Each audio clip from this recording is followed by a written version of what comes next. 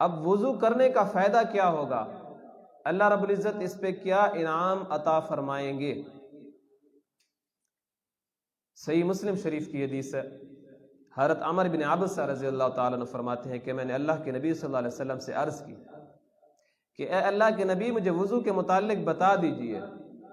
آپ صلی اللہ علیہ وسلم نے فرمایا جب تم میں سے کوئی شخص ثواب کی نیت سے وضو کرے، اس دوران جب کلی کرتا ہے اور ناک میں پانی ڈالتا ہے، اسے اچھی طرح سے صاف کرتا ہے، تو ان اعمال کی وجہ سے اللہ تعالیٰ اس کے منہ اور اس کے نتنوں کے گناہ معاف فرما دیتے ہیں۔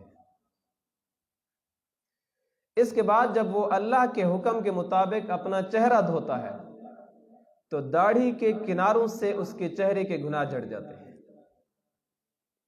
اس کے بعد جب وہ اپنے کوہنیوں سمیت ہاتھ دھوتا ہے تو ہاتھوں کے پوروں سے اس کے ہاتھوں کے گناہ یہ بھی جھڑ جاتے ہیں۔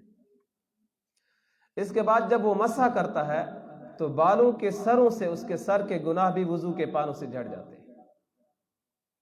جب وہ ٹخنوں سمیت پاؤں دھوتا ہے تب پوروں سے لے کر ٹانگوں تک اس کے جو گناہ ہوتے ہیں وہ وضو کے پانی سے جھڑ جاتے ہیں۔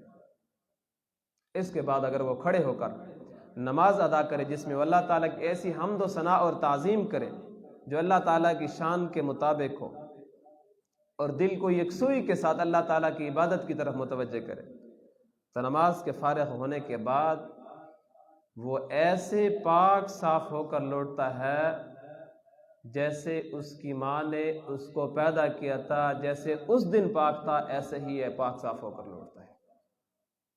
اگر ہم ہر نماز کے لیے اخلاص کے ساتھ اور یکسوئی کے ساتھ اس طرح وضو کریں اور نماز پڑھیں تو جب نماز سے جائیں گے تو ایسے ہی جائیں گے جیسے ماں کے پیٹ سے آئے تھے، ہمارے گناہ نہیں تھے، تو مسجد سے نکلیں گے تو ہمارا ایک گناہ بھی نہیں ہوگا، ایک گناہ بھی نہیں ہوگا۔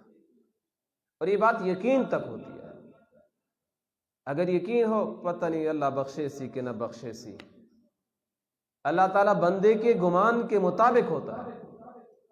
اگر گمان اللہ تعالیٰ پر ہوگا کہ اللہ تعالیٰ میرے گناہ معاف کر دے گا، اللہ معاف کرے گا۔ اگر اللہ کی ذات پہ یقین نہیں ہوگا پھر اللہ تعالیٰ اسے عطا نہیں فرماتے۔